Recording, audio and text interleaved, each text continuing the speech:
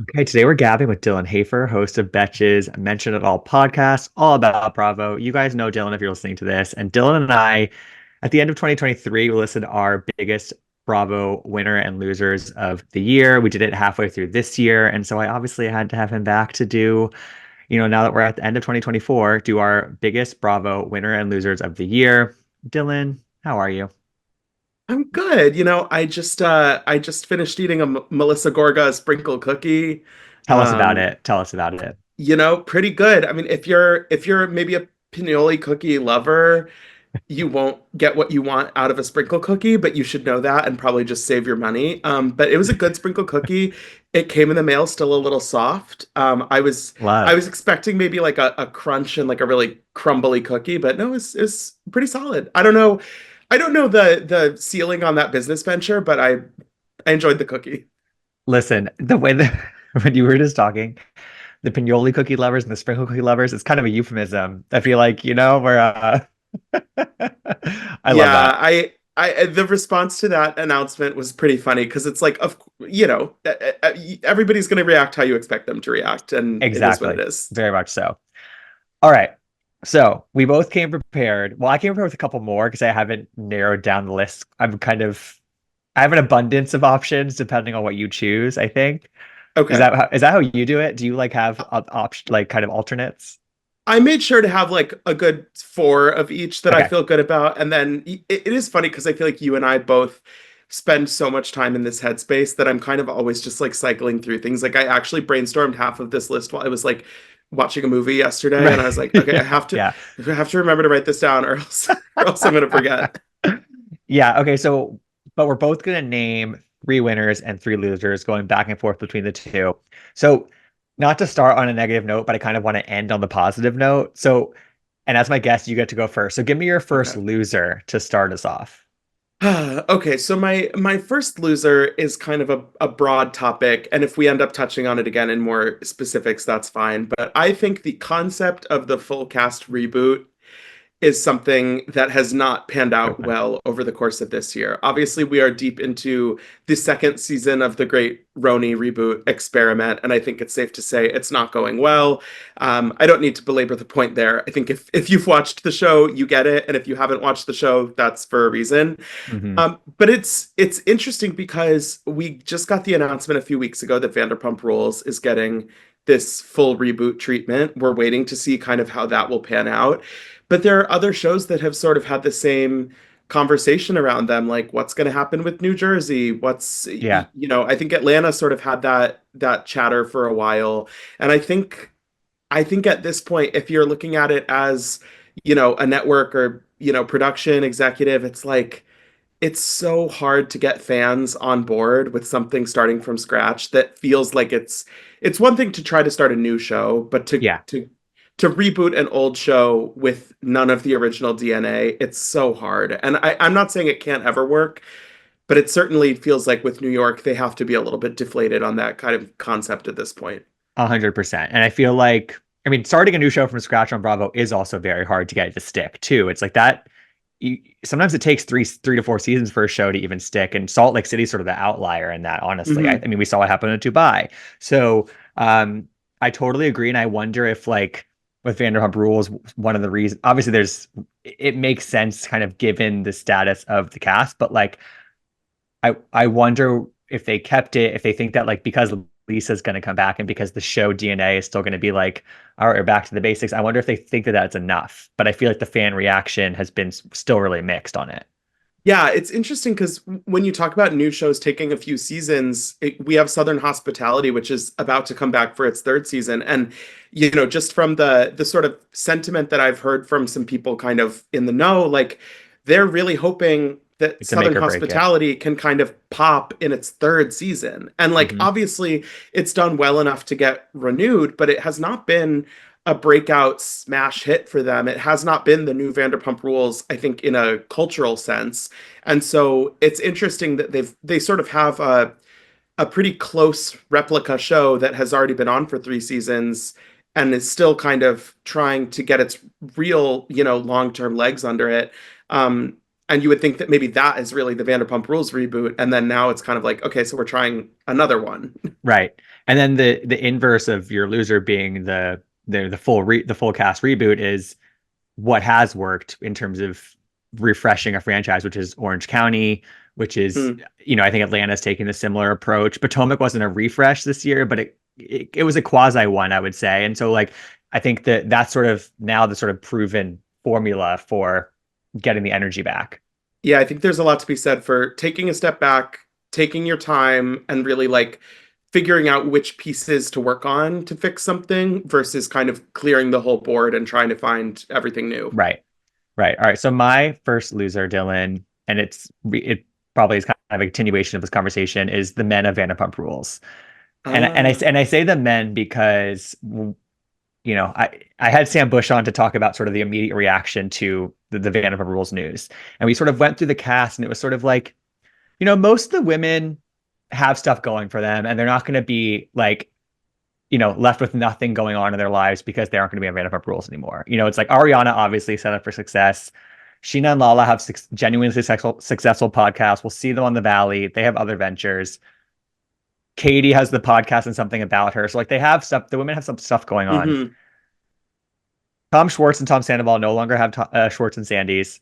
Tom Sandoval apparently might represent himself in court. I saw that might be fake news, but he has shit going on in his life and not many businesses that are working for him. Tom Schwartz, not really sure what's going on with him. James Kennedy, we discussed some really dark news about him today about his Uh-huh. arrest. So like they're not in the best place, these men. And yeah. Yeah, I mean the news about James today, it's interesting because 4 hours ago I would have said that he was one of the best set up for Mhm. success because I feel like he does make real money in his DJ Totally. career.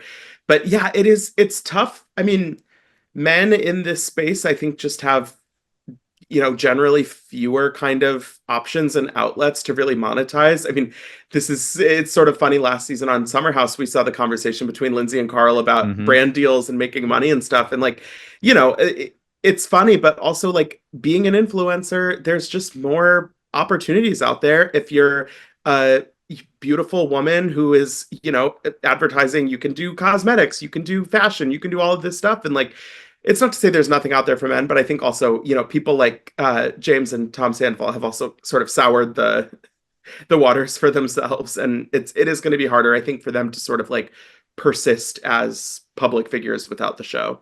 Yeah. And I think that there's probably going to be less of a call for like those personalities to be brought back to TV in any sort of way where it's like in a couple years you could see people be like, oh, put Sheena back on a show or you know what I mean? Like you could see the tide sort of turning on some of those people. Right. Uh Yeah, yeah. I'm curious to see how Sandoval does on Traders coming up next month because Yeah. it does sort of feel like now that Vanderpump isn't coming back with that cast, like this is sort of maybe the last time we'll see him for a while. I can't believe next month. That just actually blew my mind that Traders is next month. I'm excited. In less than a month we'll have Yeah. new Traders episodes. All right, Dylan, what is your first winner of 2024? Okay, my first winner of 2024, I'm going with a specific person who I think was sort of the Bravo star of the year for me, and that is Phaedra Parks. I Ah, I think that she checked so many boxes this year and really sort of engineered her own return to sort of the peak of Bravo celebrity stardom. Obviously, she started out the year super strong on Traders, and that was kind of on the heels of her being on Ultimate Girls Trip and joining Married to Medicine. So she had really been successfully planting these seeds. I remember even a couple of years ago when she made a cameo on the first season of Real Housewives of Dubai, people were so excited just to see her in any right. form. And then over the course of this year, with everything that happened during the filming of Real Housewives of Atlanta, which we haven't seen yet, but we know that she was kind of brought in as a ringer to help them finish out the season. She was on Dancing with the Stars. I've talked about at Bravo Fan Fest in Miami. It really felt like she was one of the people that people were most excited to Oh see yeah, in that room. And I I think love that that. it's an interesting barometer that it's like, okay, yeah, like Kyle Richards is iconic. Everybody loves her, whatever. It's like people like Salt Lake City has a lot of energy behind it, but it's like Phaedra's a superstar. And I think this year she kind of owned this landscape. Yeah, and I wonder if there's something to be said about going away for a couple of years, even though she obviously went away for like a bad reason. She went away for long enough and sort of her reentry was slow enough for people to sort of, I mean, not everybody, but I think most people have sort of like either conveniently forgotten about what happened, or they've forgiven her, or think that enough time has passed. And like that's a testament to how this has all been handled for her. Yeah, and I think she has a unique quality. I mean, obviously her personality is infectious and she has Yeah. this like really funny wit and vivacious spirit, but I think she also is she doesn't actually usually have too much kind of personal storyline that's really dragging her down. I think the exception being, her the when she left Atlanta. I think it has felt like on Married to Medicine, on Traders, on everything. She just is like she's having a good time, and you can tell. And it really, I think, it translates to people wanting more of her. And I'm excited to see. I'm really, really interested to see sort of like how they fold her into Housewives this season, because obviously she wasn't there from the beginning. I know it's going to be a little bit strange to watch that, but I'm hoping for something good. Yeah. And for 2025, it's sort of like I think her performance on Atlanta, she has to deliver kind of in that franchise, I think, and really solidify herself as part of that group in the limited time she has, because then that's really her biggest only way to continue this momentum for herself. And it's probably Right. a more comfortable group for her to like really seep into and open up a little bit more and be like a little more shady and have moments. Um, so I hope that she does that. I think that she can. Absolutely. Who's your Yeah. winner? My first winner, it's an obvious one, but I just think it's the franchise of the moment on Bravo. It is The Real Housewives of Salt Lake City. We started the year with the finale on like January 3rd, receipts, proof, timeline, screenshots, broke through. We've spoken about it ad nauseum, but then we're ending the year with like they're deep into this incredible follow-up season to a season that was difficult to follow up, and they lost a Hmm. major player of that season, and they didn't skip a beat. They just kept going, and like they just mix it up better than anybody else. It's camp. They lean into the like just high drama and high camp of it all, and like we've both spoken about it a million times, so I don't know how much there is to say, but like I just feel like they have emerged as the moment. And it also feels like the show that like the most people in my life, not just like people that like us that like make a living off of this, but like just general people in my day-to-day life, they watch this show, they watch this show and they talk about this show. Yes. I think that it has become clearer than ever this season that's airing right now that they are the current kind of gold standard Yeah. of Housewives franchises. And that's not to say that other franchises don't have great moments and Mm-mm. great cast members and stuff like that, but I think they just are operating at a really consistently high level that is super impressive. And yeah, the fact that at the beginning of the year we were talking about them, and at the end of the year we're talking about them, like they have created five really excellent seasons in less than 5 years, and I think that is it's really really difficult to keep that ball in the air, and they've managed to do it through a lot of ups and downs, and you kind of can't argue with that at this point, like that they're kind of the standard bearer. Yeah, especially in this newer era of Housewives where like it's harder to surprise, it's harder to make that impact, and so it's really impressive. All right, Dylan, your second loser of the year. So staying with Salt Lake, I think at the about a year ago, I think one of my losers was Jen Shaw, because we Yes. had seen the show sort of successfully reorient itself after her departure. And so here at the end of 2024, my one of my losers has to be Monica Garcia, because Yeah. I think when we were talking a year ago, we probably had a lot of great things to say about her, and she brought so much to that show in season 4. And the finale, of course, was iconic. There were, mixed opinions kind of on her whole deal after that. There were people that were devastated that she was fired. Yeah. There were people that, were like, this show is going to be trash without Monica. And the thing is, even if you miss her, the show doesn't miss her. And Mm-mm. I think that that's really important, and it's again impressive. But then also, I don't know, have you read Heather's new book, Good I Time have not Girl? read the book. There's some, can you So, explain? Yeah. yes. So Heather's new book, Good Time Girl, which I had the pleasure of reading and chatting with her about, is it spans the course of her life, just like her first book did. There's lots of different stories, but I think sort of the jewel in the crown of this book is that the final chapter is a lengthy account basically of the rise and fall of Monica Garcia Wow. Delgado, whatever her last name actually is, from even before it really, I don't, Heather must have gone through so many like screenshots and text messages, and it really goes back even prior to Heather's knowledge of her, but like it really chronicles from back when Salt Lake City season 1 was filming. Wow. Monica was already had these wheels turning, the way that she was like inserting herself into Jen Shah's life and then kind of laying these seeds using different names, things like that.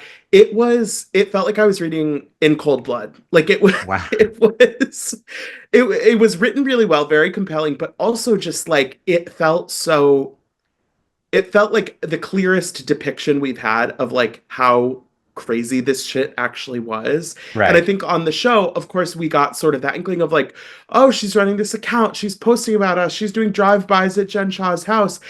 But like reading all of that, I was like, oh, this is intense. And I think that that sort of having that narrative out there now, whether you read the book or not, it's like we that can't be something that we're having on these shows. It can't be the energy that we're inviting in. It becomes, you know, a mismatch of allegations about Monica and what she allegedly did, and it takes it all and it makes it into a plausible story of from start to finish, basically. Exactly. And I mean, who knows? Maybe she'll get on Traitors or House of Villains or But something and like, have a little bit more of a tail on her reality TV career. But the fact is, she was on Housewives for 1 season, and it's really, really hard to turn 1 season of a Real Housewives franchise into any kind of like meaningful, celebrity yeah, career. especially, I mean, even as I think probably the single most impactful one season housewife we've ever had, and Yeah. like, she was what, the narrator on House of Villains, and she had some spin-off podcast with Up and Adam. Like, it's the follow-up was missing, I think, for her, and she's been hit with like all these little, demands to pay her bills. So it's 2025 is going to be a letdown of a year for Monica Garcia, I think. I would agree with that. Yeah. But who's next? Not to We don't want to Yeah, harp no, on sorry. Monica No, too no. much. No. My next loser of the year is another single person, Alexis Bellino.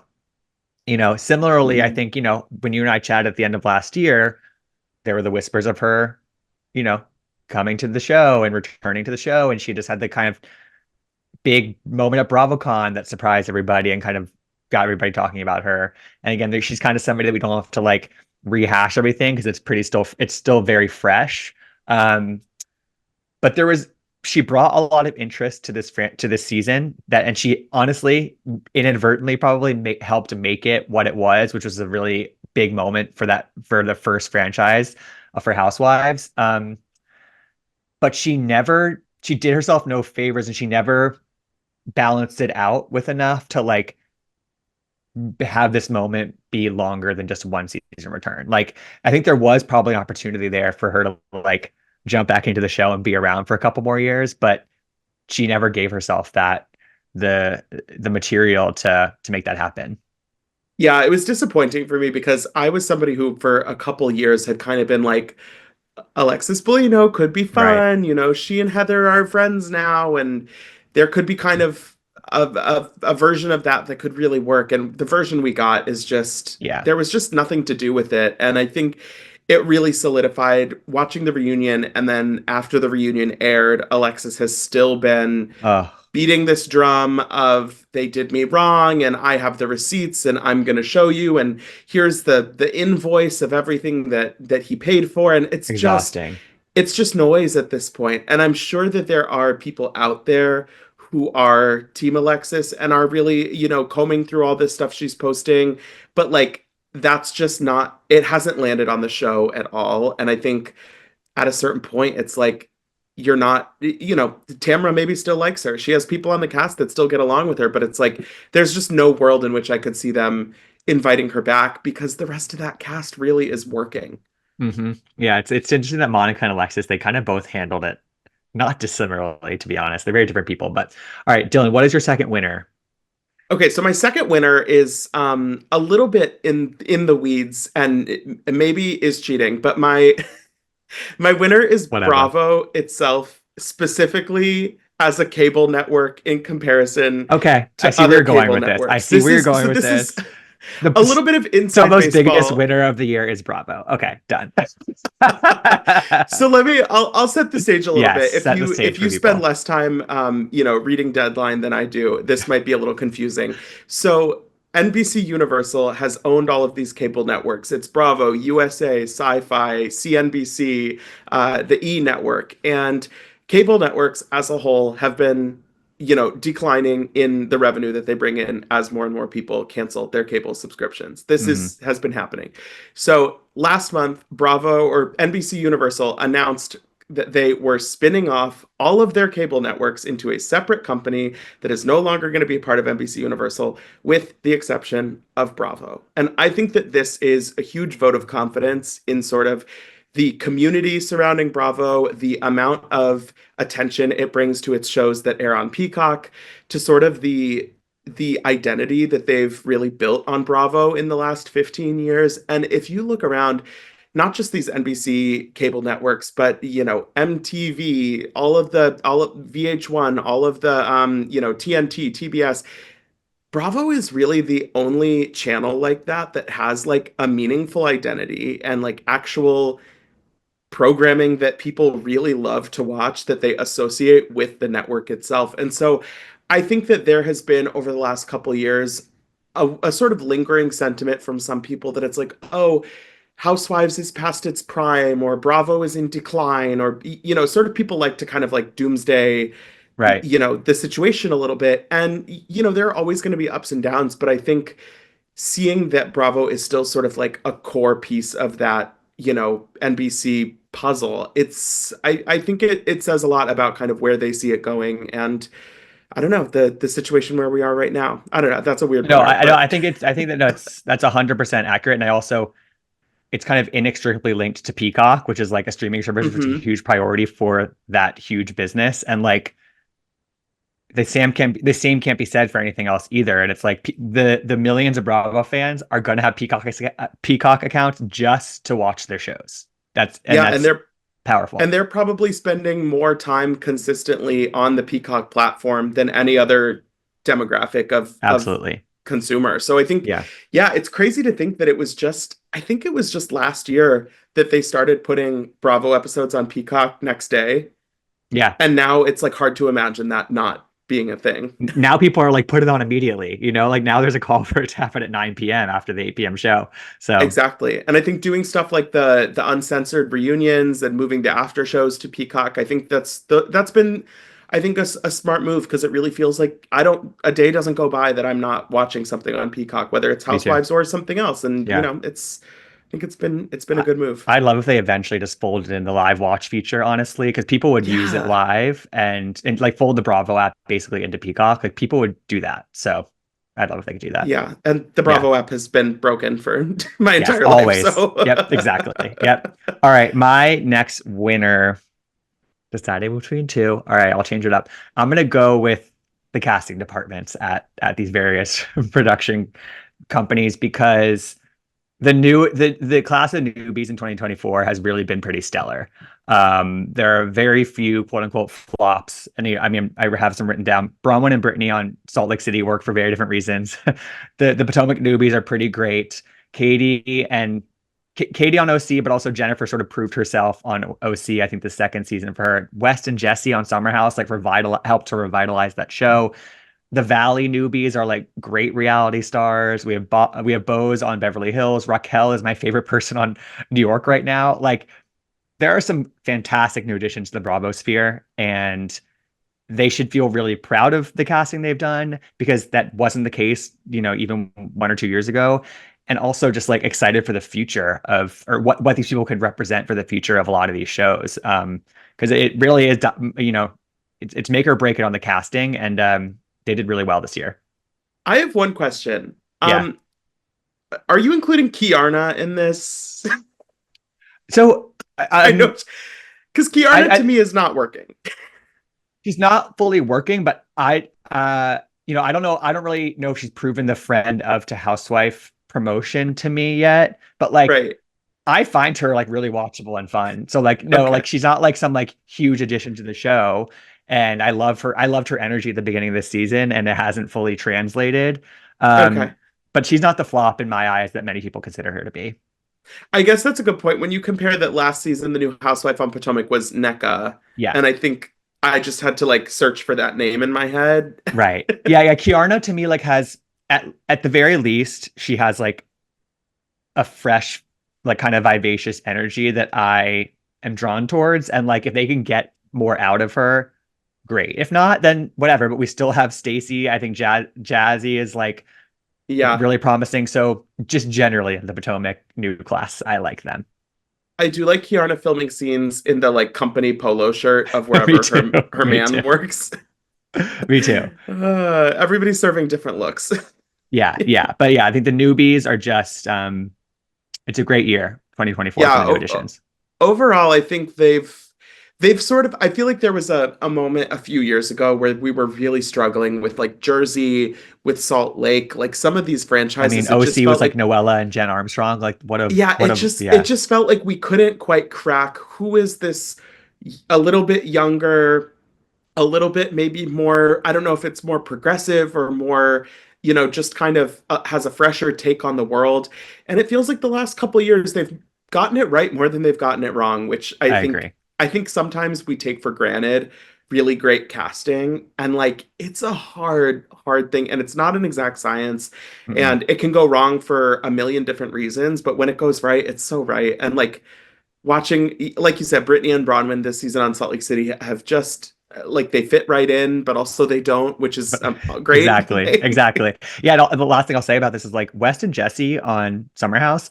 How many Mm, seasons of one season wonder, like boring men, did they add to that show that did not work? And they figured it out. So yeah, yeah, Summer House. I don't know. They've had some weird ups and downs, but they they always always come figure it out out. Yeah. they always come out on top. I don't know. They're doing okay. All right, Dylan, who is your third and final loser of the year Uh, for Bravo? okay, so I struggled with who else I wanted to feature. If I wanted to choose, a different person, a different Yeah. Housewives franchise. And the thing that sort of popped into my head, which I haven't thought about in a while, which is part of the reason that it's a loser, what's going on with Below Deck? Oh, Because okay. I feel like Below Deck is this sort of like self regenerating machine that's Totally. just it's on Monday night at 9 p.m. every week of the year, wherever, whatever franchise it is, wherever they are in the world, whoever's the captain now, I don't really know. But I feel like I used to watch Below Deck almost almost all the time. I would at least check in on pretty much every season. And I feel like this year has been a little bit of a splintering off where I feel Mm, like there is less below deck chatter in the like Bravo Housewives sphere than I feel like there has been at any point previously. And I don't know if it's something with like, I mean, we've been in the post Kate Chastain, Hannah, Chief Stew world for a few years now, but it just does feel like maybe there finally were too many seasons and too many episodes for people to feel like that was sort of a part of the bargain when you start watching Bravo. But yeah, I mean, I'm sure it still does well for them. They clearly still are programming it year round on Mondays, but it just feels like Below Deck has maybe fallen back a step in terms of its kind of relevancy. right. Yeah. As somebody who doesn't really tap into that world very often, like I definitely there's definitely less chatter, and I also feel like I have a worse understanding of who the standout names and faces are from that group. Like I know they change over like all the time, but I guess there's Frasier who is like sort of the next sort Yeah. of really popular one who's whatever. But yeah, I feel like I hear less about it. And it at one point it was like a ratings juggernaut for Bravo. Like it was like killing Yeah. it, like doubling Housewives numbers basically. And like I feel like I don't hear that story that often either. I agree. I think also Captain Lee left the Mm, franchise I think maybe this past year I think was the first season that he wasn't on, or maybe that he left in the middle of. And I think that he was a central figure. I mean, Kate Chastain still seems like somebody that they like having around but yeah. haven't quite figured out where she belongs. She was at Bravo Fan Fest in November hosting some of the panels and stuff, and I'm like, there's worthwhile people on this show. I think there probably are still some really entertaining moments, but it doesn't feel like it's must-see TV the way that it maybe was 4 or 5 years ago. Does it get repetitive? Like, does it feel like it I repeats I itself or find no? that it I find that it does. I think Okay. something that I struggle with. I just had Danny Pellegrino on my podcast and we were talking about dating shows because we were talking about Love Hotel, which is Yeah. whatever, whole tangent. But I was saying one of the reasons that I don't like watching dating shows or like The Bachelor specifically is like I don't want to learn who 30 new people are every year. Yes. I like that on It's Housewives, I exhausting. can really get to know the cast. Obviously, there are going to be some additions coming, some people leaving. It's not that it never changes, but I think with Below Deck, you're a little bit more in that space of like maybe 2 or 3 people will stay the same from season to season, but like how many more 23-year-old Australian girlies am I going to learn that are like third stews for 5 episodes of Below Deck Down Under? The answer to me is kind of like I think I hit my cap. And I don't know. There are people who I think just love the sort of like process of it where it's like, oh Yeah. yeah, there's a charter every 3 days and then they have to clean and then they have to do the laundry. And like I appreciate that, but I think for me, I just don't care that much anymore. Yeah. I think I'm with you on that. All right. So my third and final loser. Okay. I'm gonna do Jersey Yeah, because that was the one sitting on my list yeah, that I I left like was it there. because I don't think it's I'm gonna call it a loser, but it's still a well-rated franchise and they have a good talent in their back pocket essentially on that show. But one thing that I'm thinking about, I feel like with the Roni reboot when they splintered it off, obviously sort of the carriage got before the horse a little bit in that situation where they announced this big splintering of into two shows, and then Legacy never actually happened in a the way that it was supposed to because they just for various reasons. And obviously, we know with Jersey to sort of appease the people who were like, we got to change on the show, whatever. They were talking such big game about like, all right, huge changes coming to Jersey. We're gonna wait for it, but huge changes. And now it's sort of like people are expecting some huge change. And it's so unclear what that change is gonna look like. And like from my point of view, there, and I've spoken about this, is like there's a way to do it where it actually isn't that much change. It's just sort of like a reshuffling of things, really. And like as we spoke about at the top of this episode, so I guess it's a good way to round it out. It's like a full reboot does not work, pretty much. And so Hmm. like we can't do that with Jersey. Like there are too many good names and good talent in this group to like abandon 7 of them. You know what I mean? And so that's my worry. And I feel like it's just in a precarious position. And I'm sure there's a way forward, but it's a big question mark for me. Yeah, and I think because so this season ended in the beginning of August. But even way before that, it was like toward the beginning of the season airing that there had been, basically this, leak or rumor or whatever that like it was being put on pause after this season. They weren't going to have a reunion, basically that things were not working the way they currently were.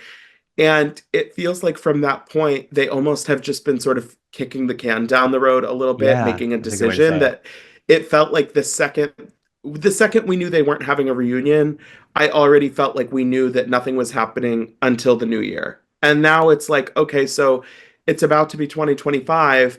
Are we getting a Jersey announcement on January 7th, or are we kicking the can down the road and then maybe they'll start filming in May? Like I think that's sort of where it feels like I don't know that there have been no conversations behind the scenes or that nobody has, gotten any sort of contract negotiations or whatever, but we haven't really heard anything. And And it this makes cast me likes to leak things. this cast likes to leak things, people like to talk, and there hasn't really been any like hint in the air that there is news coming. And so it makes me feel like they sort of don't want to figure it out right now because it feels like a headache waiting to happen. But now that we're in this kind of like, okay, it's been 4 months since the season ended. We're definitely not going to have the show back. I would say, if they started filming tomorrow, maybe we get a premiere in June, but like that's not going to happen. So it does kind of feel like at a certain point, either we're going to wait too long and it's going to feel like the moment passes, or they're going to have to just make a decision. And I have no kind of, it's frustrating to kind of be, sitting in front of a microphone and be like, I have no idea. But like, if I said otherwise, I would just be lying. So I Yeah, don't know. exactly. Exactly. It's just been like 8 months of speculation. It's just sort of like, how much Yeah. more can we do of that? And I feel bad too, because like, these women are out and about, trying to do their things, and they're getting asked every single time they talk to somebody, what's happening with Jersey? Any news? Any news? And it's like, look, they don't know. We don't Hmm. know. I don't think any. I mean, I'm sure people are having conversations about it, but like nobody actually knows, and No. it's a And weird place to be in and it for feels so like they've been long. waiting until the temperature goes down, and the temperature has gone down. But if honestly, if the reveal of the sprinkle cookies was any indication, like the temperature is still pretty hot on that franchise in terms of the feelings of fans, and like maybe that's never going to go away. I don't know. I Yeah, know it's frustrating. It's sad. It's sad because I think there's a lot to like about that of franchise. course. Um, talking about the newer housewives, I think that people like Rachel and Jen and Danielle showed a lot of promise. Hmm. Um, Yeah. I just don't know. All right, Bummer. Dylan, your final winner for 2024. Give it to me. My final winner for 2024 is somebody who a year ago I never thought I'd be saying this. Brittany Cartwright had a great It's a 2024. good one. She, That's a good one. a year ago she was, Mrs. Tweedledee, just kind Not of Mrs. Tweedledee. living her life in the valley. We weren't really checking for her, and I think vice versa. And I remember when the valley was first announced, people were like clowning it so hard. Just the Me. idea, Uh, literally me. me, Yep. the idea that we were being sold a Jackson Brittany spinoff felt like so insulting. Because it's like, do you think I'm simple? Like what? But not only did the Valley turn out to be, such a sort of Incredible. surprise hit, and I think, just really a great show to watch start to finish, but through this separation narrative of Brittany and Jax, she has kind of emerged as this like really charismatic, really easy to root for person who, I mean, Jax has made every wrong decision he possibly could handling this in the public eye, and Brittany has only like kind of reaped the benefit of that. And she seems like a good time. And watching the show, I think maybe we're getting a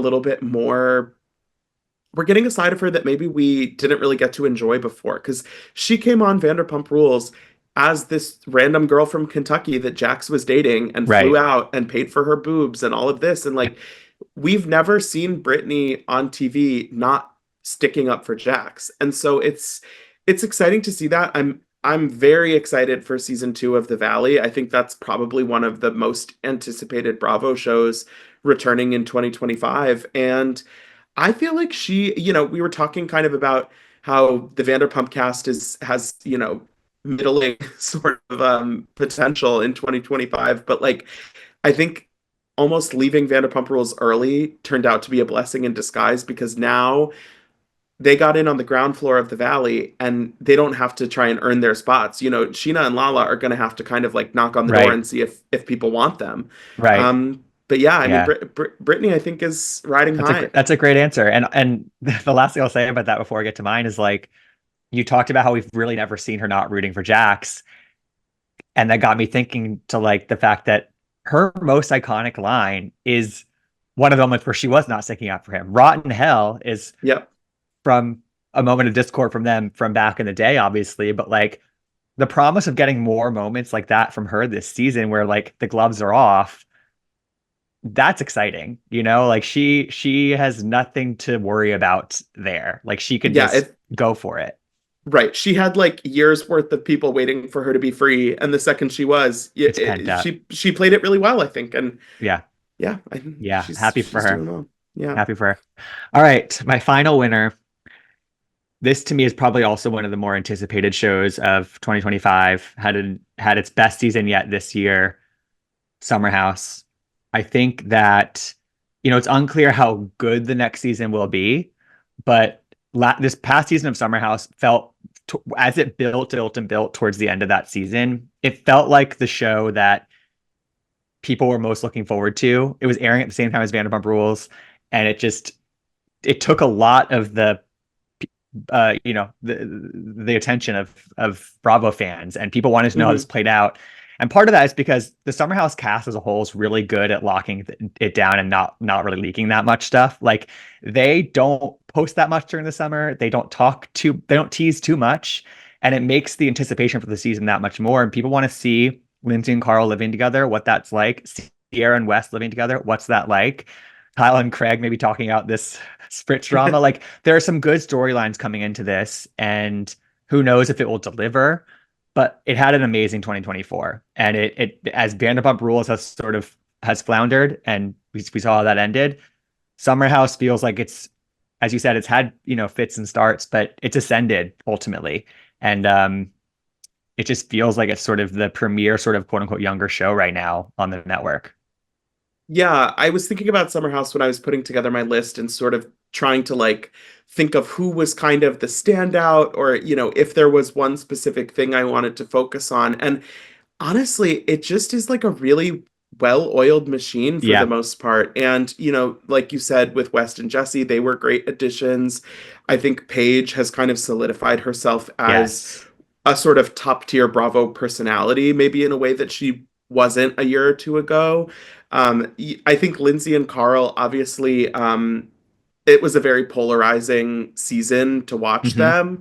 And, I think before the season had aired, there was maybe this idea that it was like we heard Lindsay's side, and then maybe once we watch the show, everybody will be Team Carl.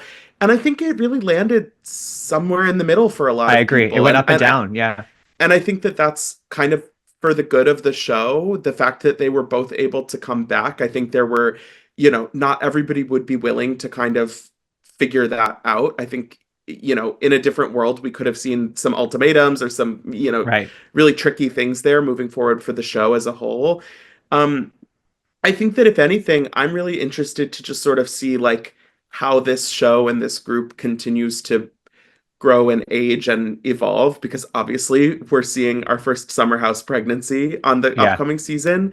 Lindsay now has a beautiful little baby girl, and Gemma. Right. it's hard to imagine that that won't sort of have a little bit of an impact on what this show looks like moving forward, or if this show continues in its current form. I don't know, but it does feel like if you were watching this show 6 or 7 years ago, you probably would not guess that in No. 2025 they would mostly all still be there and be honestly like a really big part of the Bravo ecosystem.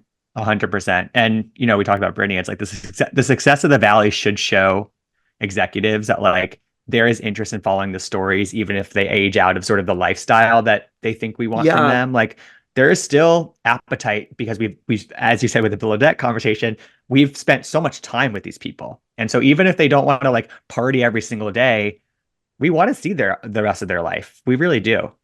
Yeah, I think a couple years ago there was this sort of, it felt like there was a little bit of like a culling of OGs across some of the Housewives franchises. Yeah. Like when Vicky and Tamara sort of got, released the first time around, and the last time we saw Nene on Housewives, New and York. Lisa Yeah. Vanderpump obviously left Beverly Hills, and a few others. But I think it feels like this year maybe has been a time to sort of appreciate those like long lasting people on Bravo. Maybe not always in the way that we think of them, of like that sort of like OG class of like Kyle and Teresa and Ramona and all of them, but like people that have been on Summer House for 8 seasons, people that have been on Southern Charm for, you know, Yeah. now they're in their 10th season, people that have been that moved from Vanderpump to the Valley. I think seeing that like those types of figures that people really feel that deep connection to and feel like they have sort of invested in watching their stories unfold, those people are not easily replaced. And that doesn't mean that they Mm-mm. can't ever, shift to somewhere else or maybe leave and come back. But I think that those really are still super valuable figures for the network and for their respective franchises. And that I think I think it makes sense to keep investing in those people in strategic ways. I completely agree. Very well said, Dylan. Well, this was Yeah. fun. I feel like we covered most of the ground, honestly, for We we did cover a lot of ground. I'm looking at my list. There's nothing that we didn't touch on in some form or another. I mean, I I feel agree. like obviously I think Dubai is like an obvious loser, but But like we know that.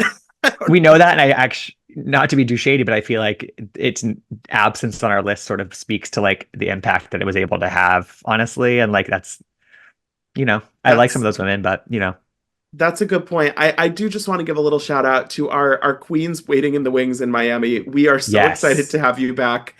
I think, their last couple seasons have definitely been winners. I'm frustrated that it took them a while to get back into production for their upcoming season, but just a little bit of Yeah. love to Yeah, our I Miami wouldn't say they're queens. winners or losers because Yeah, like they're just sort of remaining steady. they're in a holding So formation. Yeah. absolutely. Well, Dylan, plug, mention it all. When do you release new episodes? Do all the things before we sign off for the year. Yeah, I mention it all. You can find wherever you listen to podcasts. We put out 3 episodes a week, usually with a little holiday break coming up. So don't hold me to that. But yeah, we it's been fun recently. I had Heather Gay on to talk about her new book. I just had Danny Pellegrino on for a little bit of a holiday housewives catch up. We talked about lots of different things, and just lots of solo episodes recapping shows. And there is truly so much to talk about these days. I'm like, Yeah, I record 3 times a week and I'm still like, okay, so I haven't gotten to talk about, exactly. Potomac in a month. So Right, right. it's yeah, it's I kind of love it. boom times on Bravo, and I guess we're lucky to be living in them. 100%. Well, Dylan, thank you again, and I'm sure we'll be in the group chat very soon again. Thanks, Gibson.